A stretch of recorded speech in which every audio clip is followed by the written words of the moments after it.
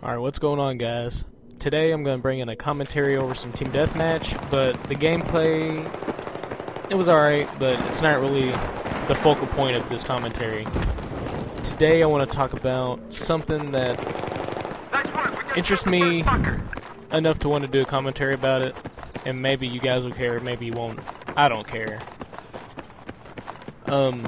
So UFC on Fox 4, I believe it was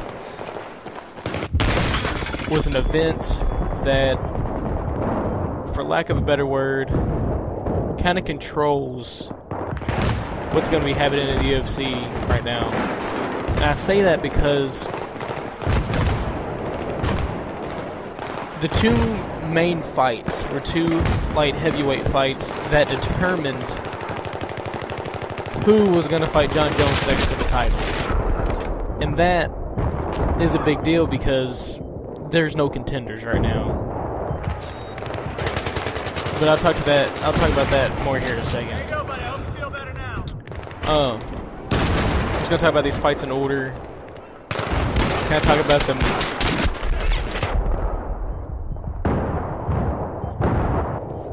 The big reasons they're important. Sorry about that, I had a brain fart. So, these fights are a big deal because of the fact that you have a contender moving his way up. You have a legend. I would say a legend in the way that Mike Schwick makes his comeback after almost 2 years. That was a big deal. We have two strong competitors in Lyoto Machida and Ryan Bader going at it.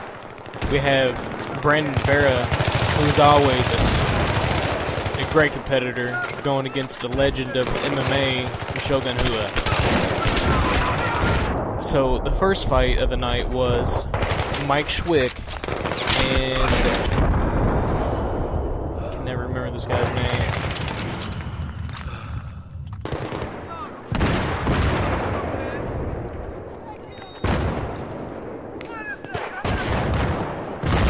Demarcus Johnson. I'm pretty sure I'm pronouncing that right. And it was a great fight.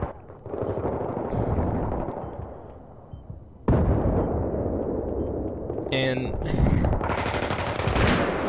at the beginning, I wasn't sure if Mike was going to be able to pull out with the win. But as the fight went on, you could see his opponent getting fatigued. He was getting tired.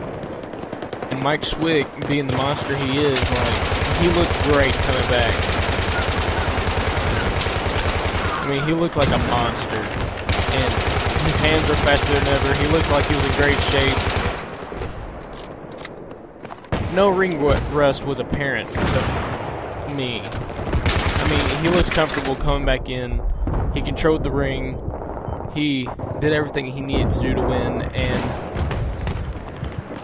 they traded. In my opinion, Mike got the better of most of the trades. And then in the second round, after almost getting choked out at the end of the first round, Mike Schwick came back, got in a combo, and the guy threw 2 punches and a kick. And that kick did not belong. The kick is what Mike Schwick cocked the kick. It was a leg kick, and he pulled it up, took the guy down, and dropped a fucking. He just knocked the guy out. Dropped a fucking punch right into his face. Knocked the guy out. Great way to come back after not being in the octagon for 2 years. The second fight was Joe Lozon and Jamie Varner. That fight, it was really close. I could compare it to Chael Sonnen and Anderson Silva, only it was a lot more one-sided, but the way Joe Lozon hit the victory was very Anderson Silva-ish. In the way that he was getting beat, standing up, and then he came back. He was never really getting beat. He was just getting held. Like, he didn't really have anything he could do. But he took it to the ground. The guy made a mistake, and he comes back and gets the win via triangle choke. A very tight triangle choke.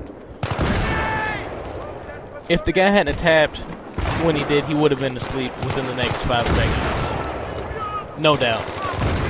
Joe Lauzon's a monster. I mean, there's not really a lot to talk about in that fight. It was just so, like, even. The next fight was probably the most important fight, I think. In Lyoto Machida and Ryan Bader. Bader looked fantastic going into this fight. And Machida actually came in a little bit smaller, which was actually smart. Like Joe Rogan said at the beginning, he came in at 201, while Ryan Bader came in at 205, so he could better maneuver, I'd say. He could slip in and out faster. He was quicker on his toes, and that came in handy because in the second round, Ryan Bader charged him, and he moved his head out of the way just enough to get his arm up and have Ryan Bader miss that punch and knock him flat out on his face.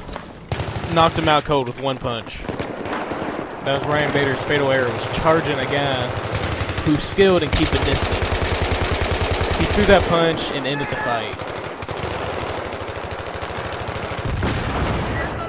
And the last fight of the night was Shogun Hua versus Brandon the Truth Vera.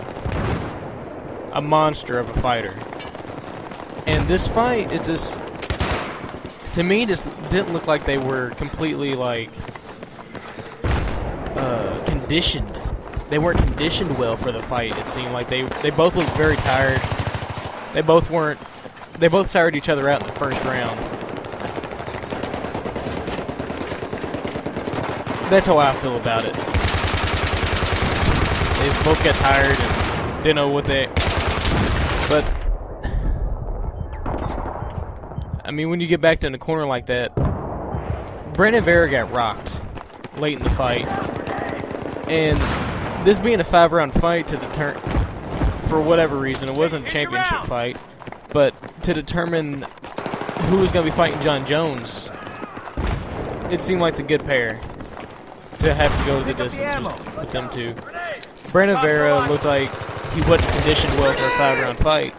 He wasn't conditioned for a war. Well, Shogun, he's been in plenty of title fights. He knew exactly what he was doing. And Shogun has got that brute strength, and he got that adrenaline rush, and just TKO'd him. I believe in the third or fourth round. It was a very nice way to come back. And all my favorites won that night, which usually doesn't happen. We got Machida, we got Joe Lauzon, we got Mike Schwig, we got Shogun Hua. All badass fighters. All legends, or legends in the making. So, the way Dana White determined who was going to be the next person to fight for the title at light heavyweight was pretty much whoever put on the best show. And who put on the best show that night ended up being Lyoto Machida. So, Lyoto Machida is going to be getting the title fight against whoever wins between Jones and Henderson. It's going to be exciting. Well, I'm out of here, guys. Later.